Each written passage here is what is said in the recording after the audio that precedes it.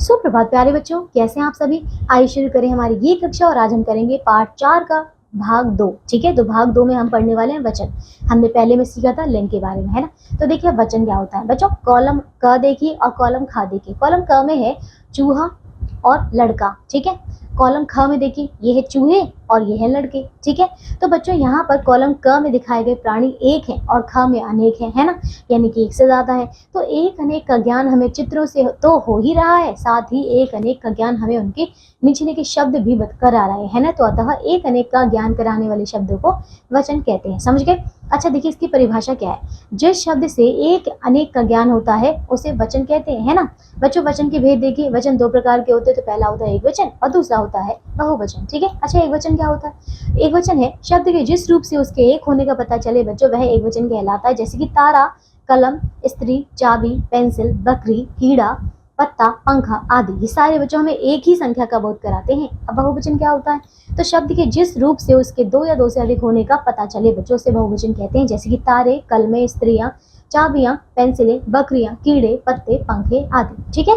ये है बहुवचन। अब आते हैं कुछ विशेष बातें। देखिए तो संज्ञा के अतिरिक्त सर्वनाम शब्दों के भी वचन बदलते हैं, ठीक है। द्रव्यवाचक संज्ञा तथा भाववाचक संज्ञा का प्रयोग एक वचन के रूप में होता है। जैसे कि यहाँ पे देख सकते हैं, जनता हाहाकार कर उठी। दूध पीना स्वास्थ्य के लिए अच्छा होता है ना।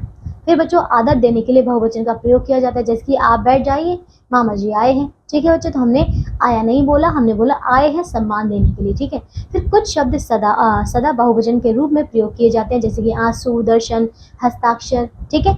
कुछ शब्द सदा एक वचन के रूप में प्रयोग किए जाते हैं। जैसे कि बारिश, पानी, दूध, है ना। संज्ञा या सर्वनाम शब्दों के वचन बदलने पर क्रिया का रूप भी बदल जाता है। जैसे कि मेज पर पुस्तक रखी है या मेज पर पुस्तकें रखी हैं, ठीक है बच्चों। तो यहाँ पे थोड़ा बहुत बदलाव हो गया, समझा, ठीक है, समझ के। तो अब आते हैं वचन बदलने के कुछ नियम। पहला नियम है कि आ से ए करने पर, ठीक है। देखिए एक वचन है जैसे कि घोड़ा। अब घोड़ा में इसके आखिर में अगर ए लगा दिया तो ये बच्चों इसका बहुवचन बन जाएगा घोड़े, है ना। इसी प्रकार छाता का हो जाएगा छाते, बेटे का होगा बेटे, कपड़ा का होगा कपड़े, झगड़ा का होगा बच्चों झगड़े, बच्चा का होगा बच्चे, ठीक है। दूसरा नियम है अ से ए करने पर, ठीक है। तो जैसे कि रात का क्या हो जाएगा रातें, पुस्तक का पुस्तकें, भैंस का भैंसे, बहन का बहने, आंख आंखें, मेज मेजें, ठीक है। फिर तीसरा है कि ई या ई में या जोड़कर। जैसे कि सखी है तो सखियां, तिथि तिथियां, दवाई का दवाइयां, मिठाई का मिठाइयां, मक्खी मक्खियां, रीति रीतियां, ठीक है।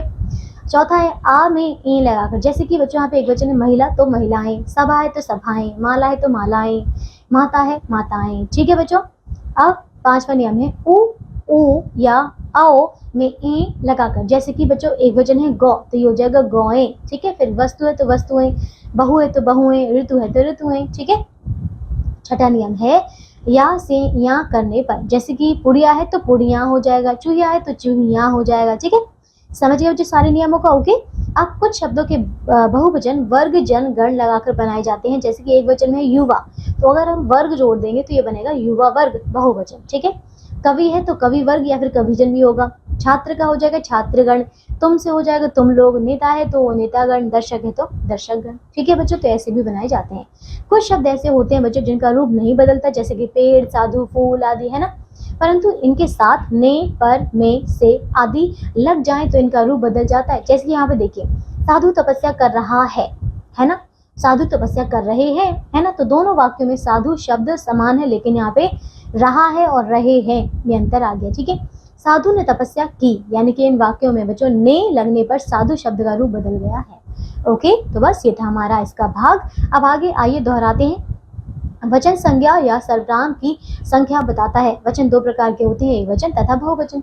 कुछ शब्द सदा एक वचन तथा कुछ शब्द सदा बहुवचन के रूप में प्रयोग किए जाते हैं। आदर देने के लिए बहुवचन का प्रयोग किया जाता है। संज्ञा या सर्वनाम का वचन बदलने से क्रिया का रूप भी बदलता है।